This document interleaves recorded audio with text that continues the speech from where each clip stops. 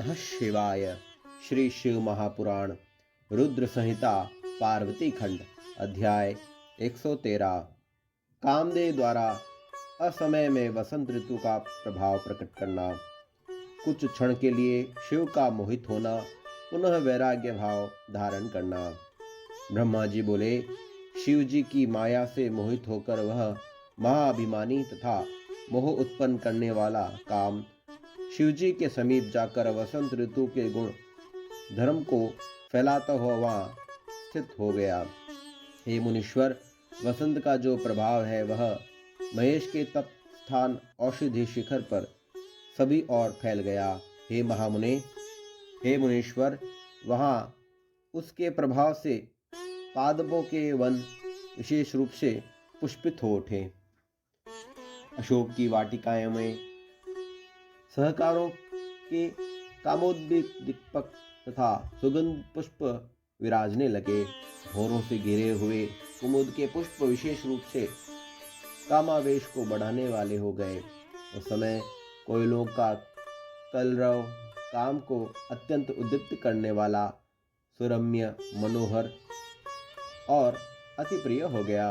हे मुने, भौरों के अनेक प्रकार के शब्द होने लगे जो सबके मन को हर लेने वाले तथा काम वासना को उत्तेजित करने वाले थे। चंद्रमा की मनोहर ज्योत्सना चारों ओर फैल गई। वह कामियों तथा कामिनियों की दूती के समान हो गई। वह ज्योत्सना मानीजनों को रति आदि के लिए प्रेरित तथा रति काल को और भी उद्दीप्त करने वाली थी।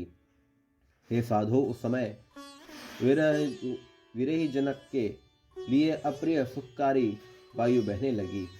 इस प्रकार कामावेश को बढ़ाने वाला वह वसंत का विस्तार वहां वन में रहने वाले मुनियों के लिए भी अत्यंत असह्य हो गया।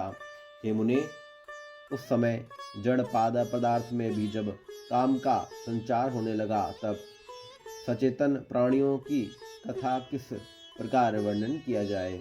इस प्रकार सभी प्राणियों के लिए काम को उद्दीप्त करने वाले उस वसंत ने अपना अत्यंत दुस्सह प्रभाव उत्पन्न किया।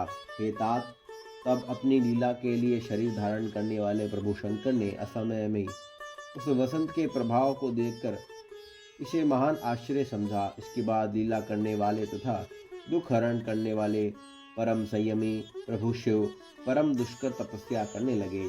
तदंतर वहां वसंत के फैल जाने पर रति सहित वह काम आम्र मंजरी का बाण चढ़ाकर उनकी बाईं ओर खड़ा हो गया और प्राणियों को मोहित करता हुआ अपना प्रभाव फैलाने लगा। उस समय रति सहित काम को देखकर भला कौन प्राणी मोहित नहीं हुआ। इस प्रकार उनके काम क्रीड़ा से प्रवृत्त हो जाने पर श्रृंगार भी हाव भाव से युक्त होकर अपने गुणों का साथ शिवजी के समीप पहुंचा।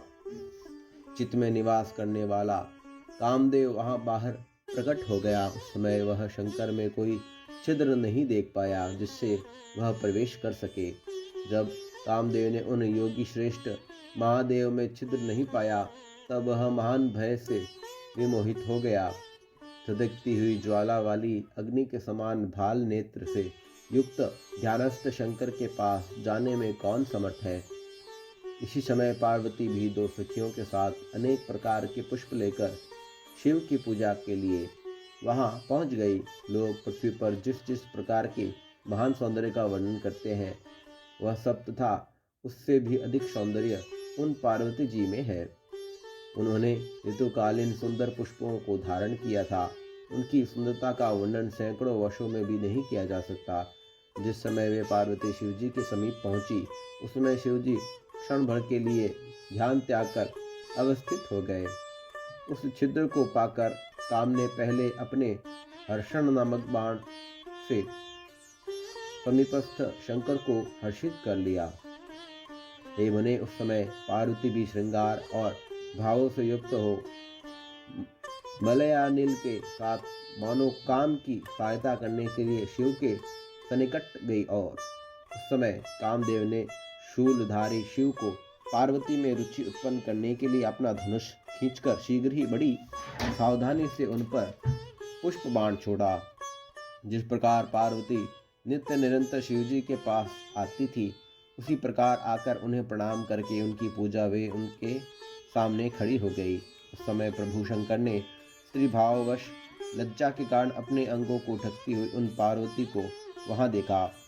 हे मुने, पूर्व समय में पार्वती के ब्रह्मा के द्वारा दिए गए वरदान का भली भांति स्मरण करके प्रभु शिव भी प्रसन्नतापूर्वक उनके अंगों का वर्णन करने लगे।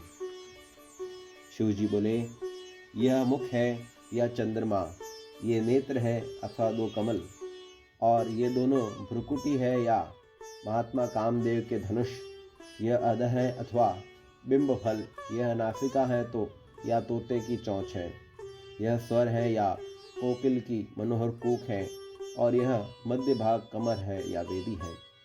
उसकी चाल का क्या वर्णन किया जाए, इसके रूप का क्या वर्णन किया जाए, और इसके पुष्पों तथा वस्त्रों का भी क्या वर्णन किया जाए। सृष्टि में जितनी भी उत्तम सुंदरता है वह एकीकृत कर इसमें रच दी गई है। इसके सभी अंग सब प्रकार से रमणीय है, इसमें संदेह नहीं।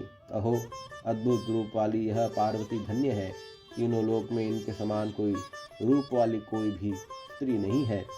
अद्भुत अंगों को धारण करने वाली यह लावण्य की निधि है, यह मुनियों को भी मोहने वाली और महासुख को बढ़ाने वाली है।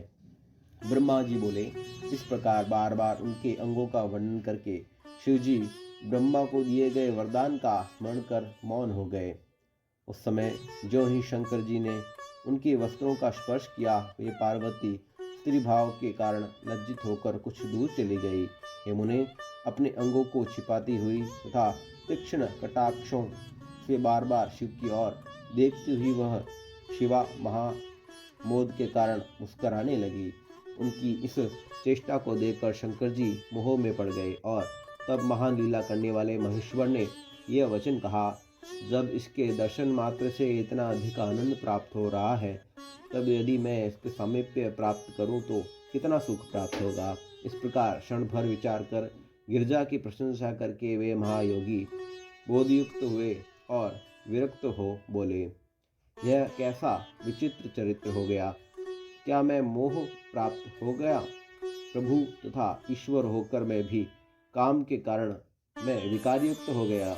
मैं ईश्वर हूँ और यदि दूसरे के अंग स्पर्श की मेरी यह इच्छा है तो अन्य अक्षम तथा क्षुद्र पुरुष क्या क्या अनर्थ नहीं करेगा।